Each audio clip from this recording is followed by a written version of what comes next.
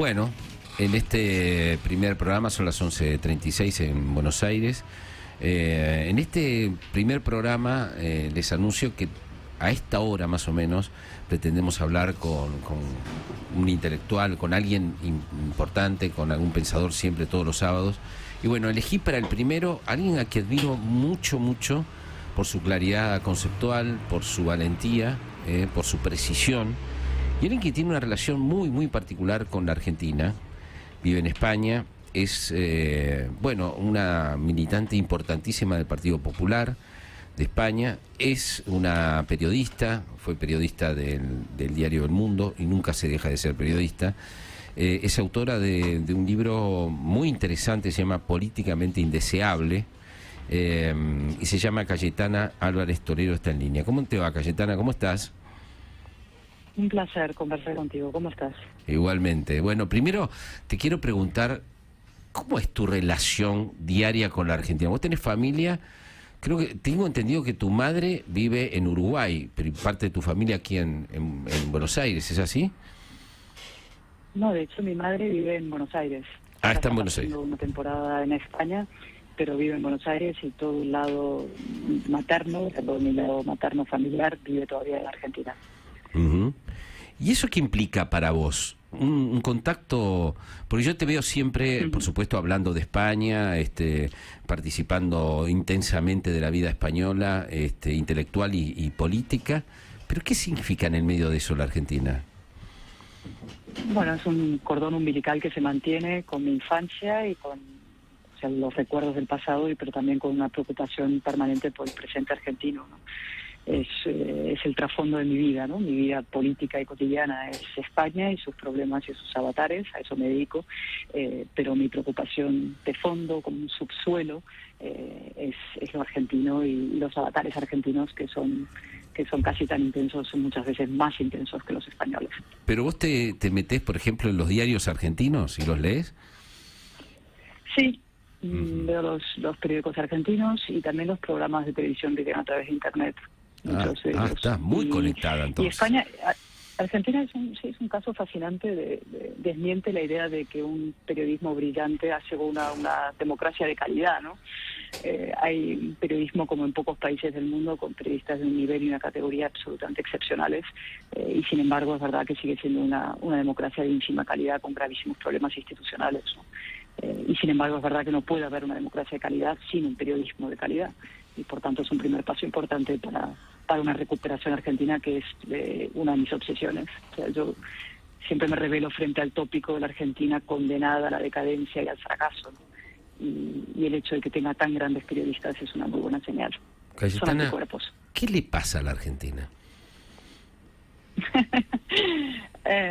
Pues que lleva décadas instaladas en el bucle de la decadencia, ¿no? Como un ratón gira y gira en la misma noria de la degradación institucional, de la corrupción, de la crisis económica, de la gastación social, y eso es el sino del peronismo. Pero bueno, eso me lo puedes explicar tú a mí mucho mejor que yo a ti, ¿no? Uh-huh. Pero es una recurrente expectativa frustrada, ¿no? Pero lo importante, como digo siempre, es que ningún país, y tampoco la Argentina, está condenada al fracaso, como ninguno tiene asegurado el éxito. Y hay un punto incluso de snobismo en esa idea de que Argentina está condenada, ¿no? Y que es distinto a todos los demás países del mundo. Yo digo que no lo es, y que lo único que necesita son buenos gobiernos y políticos que traten a los ciudadanos como adultos, ¿no? Un gobierno que diga la verdad, que resista la tentación demagógica, que combata la paralizante mentalidad de subsidio, que apele a la responsabilidad de la gente, es decir, a su libertad. En suma, un gobierno con la valentía, como decía antes, de tratar a los argentinos como adultos, como ciudadanos. Cayetana, soy Miguel Buñas, que un gusto conversar contigo. Un placer. Igualmente. Uno de los tópicos llamativos de la Argentina, que efectivamente no es un país tan diferente del resto, es como un nacionalismo inverso, considera que somos el peor país del mundo, ¿no? Pero es que hay autoritarismos competitivos, es decir, autoritarios, gobernadores que son señores feudales que van a elecciones y ganan. ¿Y por qué? Eso es lo que nos preguntamos y que aprovecho para preguntarte. ¿Por qué gana de pronto por el autoritarismo por decisión de unas mayorías, ¿no?, que buscan sometimiento? Pero eso no pasa solo en Argentina, ¿no? Eso es una tentación de los cuerpos sociales muy evidente. En España también hay un profundo debate en estos momentos sobre la tiranía de la mayoría, es decir, el hecho de que tú tengas una mayoría en las urnas, si eso te da un poder ilimitado para hacer lo que te da la gana, ¿no? En España la mayoría de actual izquierda se está volviendo a recuperar ese concepto completamente atrofiado de democracia, que es el que lleva a decir, pues si yo tengo el voto en las urnas, las leyes pues las hago y deshago a mi antojo, ¿no? Y eso no es verdad, ¿no? Un orden constitucional y democrático establece límites a la voluntad popular y eso es lo que nos permite convivir, protege a las minorías. Por tanto, son tentaciones que están en los cuerpos políticos de todos los lugares del mundo y para eso se creó precisamente el orden o la democracia liberal moderna, para limitar las tentaciones de las mayorías y los atropellos de las minorías. Cayetana, y en eso estamos en todos los lugares. ¿Se está argentinizando un sector de la dirigencia política española? Sí, podríamos decir que se ha argentinizado. Hay un sector aquí que se llama, un partido político que se llama Podemos, que está muy vinculado al kirchnerismo y que tiene estrechos vasos comunicantes y también con las fuerzas más de izquierdas reaccionarias de toda América Latina, ¿no? Y esas fuerzas populistas, demagógicas, que apelan a la irresponsabilidad de la gente, al victimismo, pues proliferan en muchos lugares. A veces son de extrema derecha, pero en muchos casos son de extrema izquierda, ¿no? En el caso español tenemos la convergencia bastante perversa de movimientos de extrema izquierda en el poder unidos a separatismos, movimientos separatistas identitarios.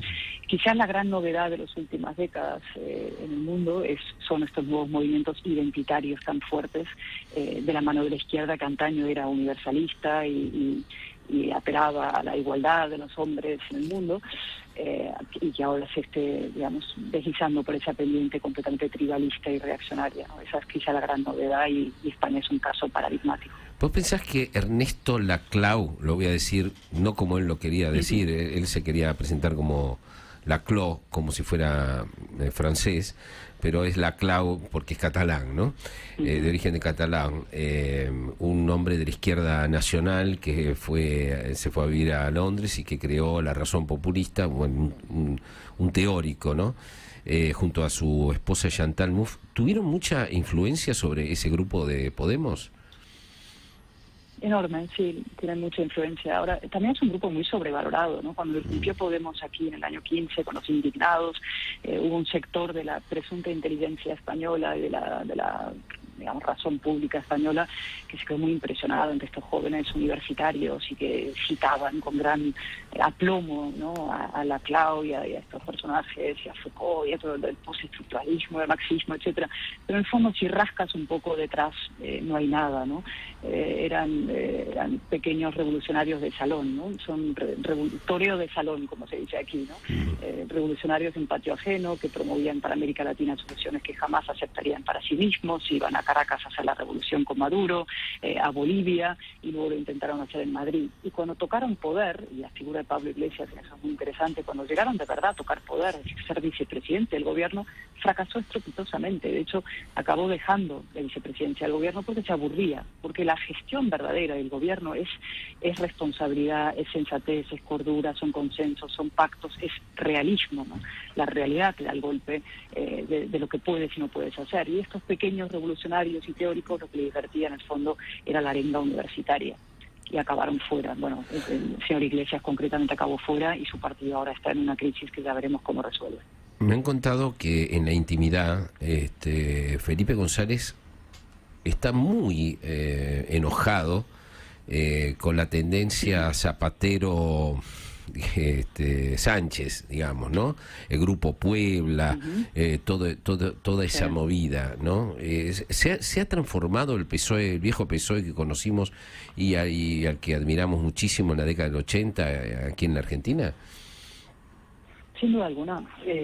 Uno de los elementos más, o los fenómenos más interesantes de los últimos 30, 40 años españoles y universales es la extradición de la socialdemocracia a su identidad y a su trayectoria y a sus ideales, ¿no? Y el caso español también es un perfecto ejemplo de eso. No es que Felipe González fuera perfecto ni un santo, desde luego, ¿no? Tenía hubo gravísimos problemas de corrupción en su gobierno, etcétera, ¿no? Pero es verdad que representaba una socialdemocracia insertada en el mundo, que abandonó el marxismo para acercarse a la centralidad política, ¿no? Y lo que pasó es, en un momento dado se produce un quiebro, una ruptura de ese Partido Socialista con la figura de Rodríguez Zapatero y una involución reaccionaria a movimientos identitarios, disolventes, populistas, etcétera. Y Podemos es hijo también de eso. Podemos está muy vinculado a Zapatero. Zapatero y Podemos son parte de ese mismo mundo, ¿no? Donde están Maduro, donde está la izquierda más reaccionaria latinoamericana y la de otros lugares.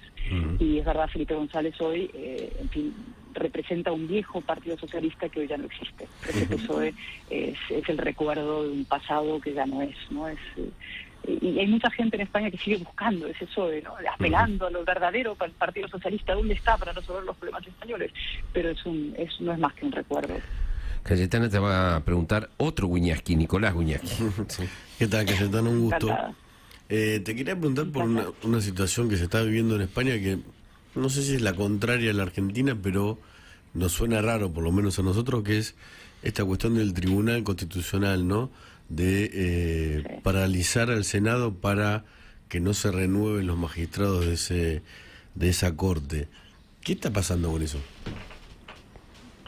A ver, es una larga y complicada historia, pero básicamente, por resumir, el gobierno socialista actual, en alianza con Podemos, es un gobierno de coalición y apoyado en fuerzas separatistas que protagonizaron un golpe de Estado en el año 2017 en Cataluña, ¿no? Ese gobierno socialista, en nombre, liderado por Pedro Sánchez, para conseguir su plan y proyecto, digamos, de rediseño de España a su medida, tiene que acabar con algunos de los diques de contención del sistema, ¿vale? Y uno de los diques de contención más importantes que tiene cualquier orden constitucional es el Poder Judicial. Entonces, desde el minuto uno, cuando llegó Sánchez al gobierno, lo que hizo fue intentar controlar el Poder Judicial. Primero a través de la Fiscalía General del Estado y luego a través de la renovación o el control de los órganos jurisdiccionales, ¿no? El Tribunal Constitucional y lo que se llama el Consejo General del Poder Judicial. Entonces ha habido un tiro de afloja entre gobierno y oposición a lo largo de todos estos últimos años, 3-4 años, y una progresiva erosión de las instituciones llamadas a controlar al poder. Y en eso es lo que estamos. Hay unos poderes constitucionales defendiéndose del asedio y el acoso del Poder Ejecutivo sobre su jurisdicción. Cayetana, cambiando el ángulo, ¿cómo recordás tu infancia aquí?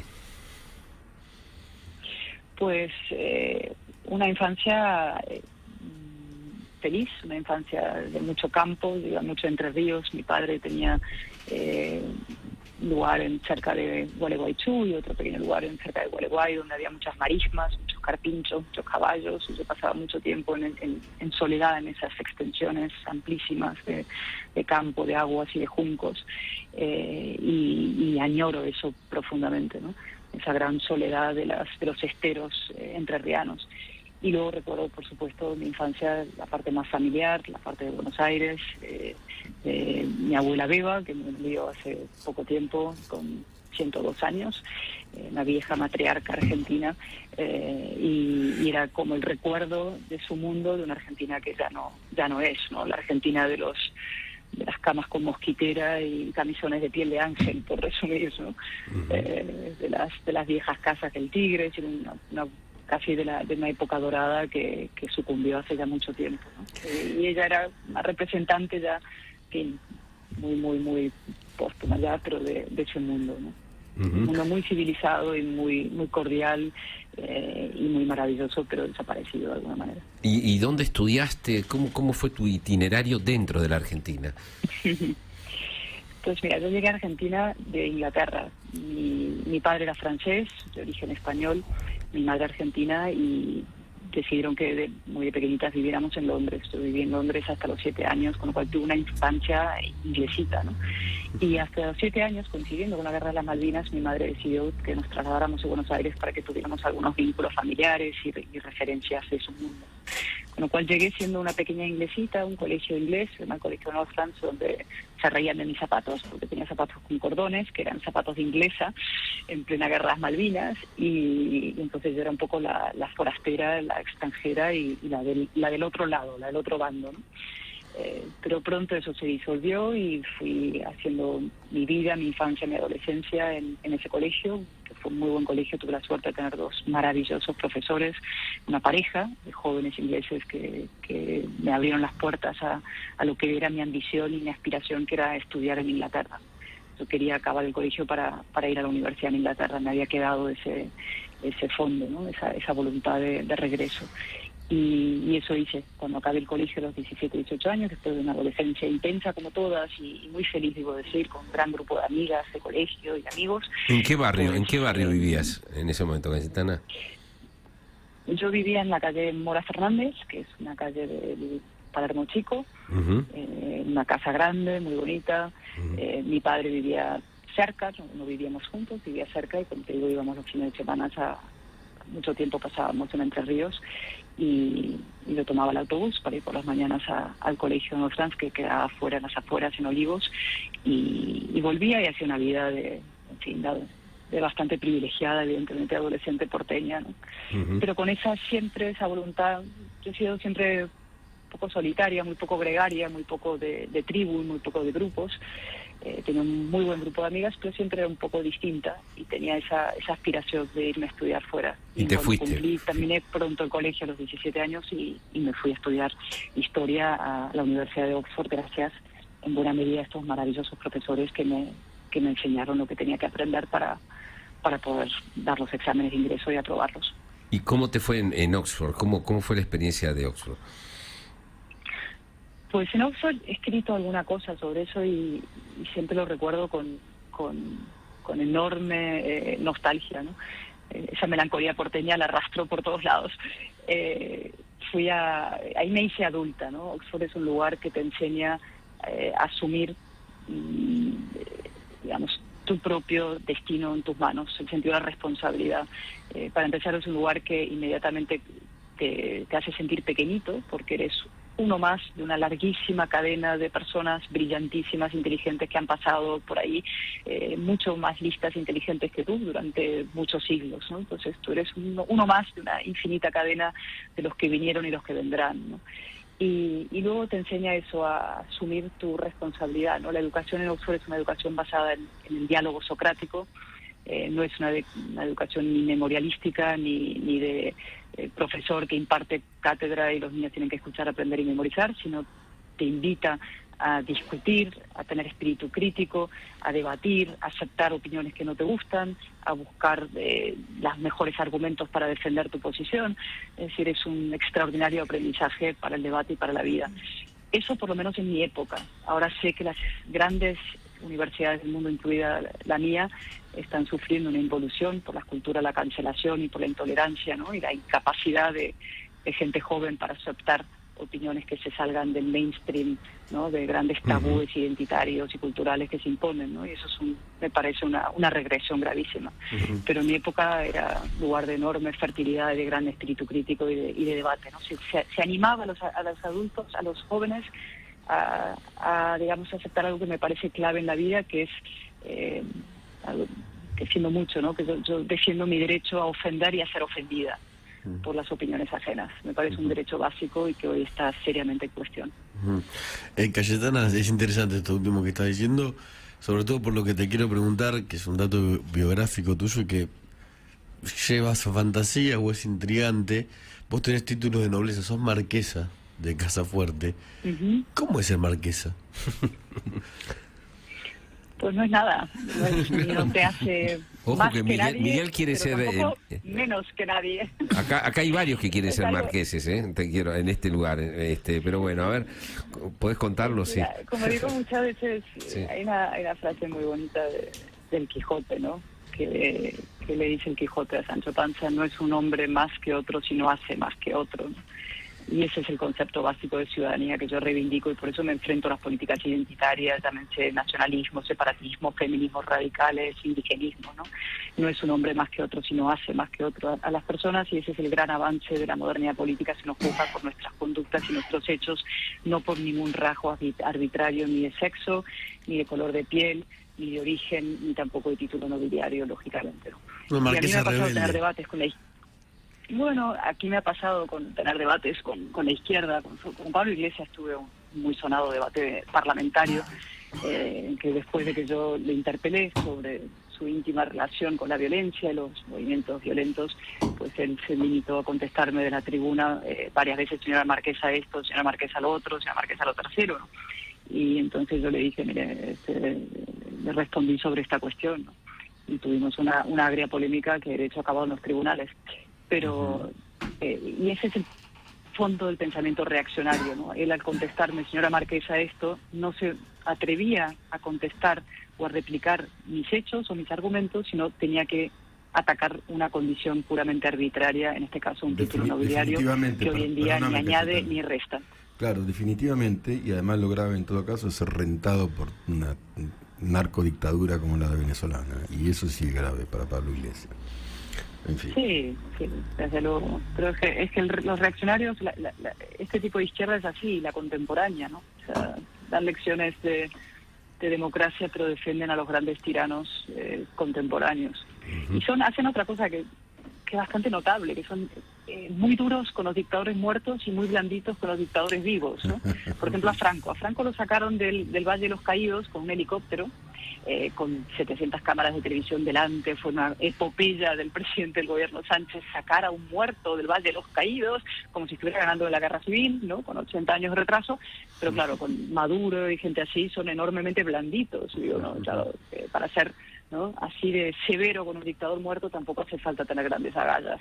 Eso me hace acordar a Néstor Kirchner bajando el cuadro de un cuadro de Videla, y eso es reivindicado, el progresismo reivindicado como el máximo gesto simbólico, ¿no? Es impresionante, realmente, es impresionante.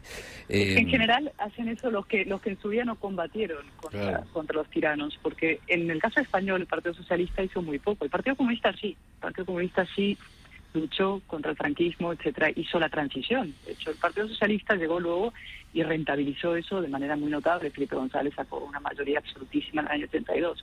Pero bueno, como dijo un famoso comunista, Ramón Tamames, del PSOE, dijo 100 años de vacaciones, lo que dijo, no, 30 años y 100 años de vacaciones, o algo así. Cayetana, larga siesta. El tema de lo políticamente correcto parecería estar produciendo un péndulo muy grave, es decir, como realmente molesta mucho. Bueno, se va a Trump, se va a Bolsonaro, se va a Vox, se van a extremos, digamos, ¿no? Como reacción. ¿No pensás qué pensás de este tema? ¿Crees que es por esto o por otra cosa?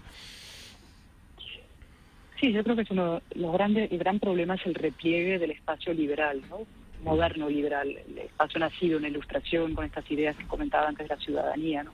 Al replegarse el espacio se está dejando a las ciudadanías al albur de una situación muy desagradable, que es tener que votar el mal menor entre extremos, ¿no?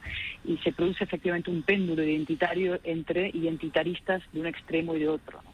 Entre las peores versiones de la derecha y la peor versión de la izquierda, ¿no? Entonces los ciudadanos van a votar con la nariz tapada. Y en América Latina se ha visto de manera muy clara, ¿no? En el caso del Perú, gente ha tenido que votar entre Fujimori y Castillo, ¿no? Pedro Castillo, lo he dicho alguna vez, en Chile entre Boric y Castro, entre Petro y Rodolfo Hernández, entre Lula da Silva y Bolsonaro, entre Trump y otros. Eso es porque el espacio central de la política se ha ido replegando, ¿no? Y entonces lo que tenemos que hacer, o ese es mi propósito en política, y para eso estoy en política, es fortalecer, vigorizar, potenciar esa gran centralidad política basada en las ideas ilustradas. Muchísimas gracias, Cayetana. Este es nuestro primer programa de sábado, no lo olvidaremos. Te mandamos un abrazo muy grande desde Buenos Aires. Un abrazo y muchísimas gracias por su interés y por el diálogo y la conversación. Es un gran placer. Cayetana Álvarez de Toledo. Vamos a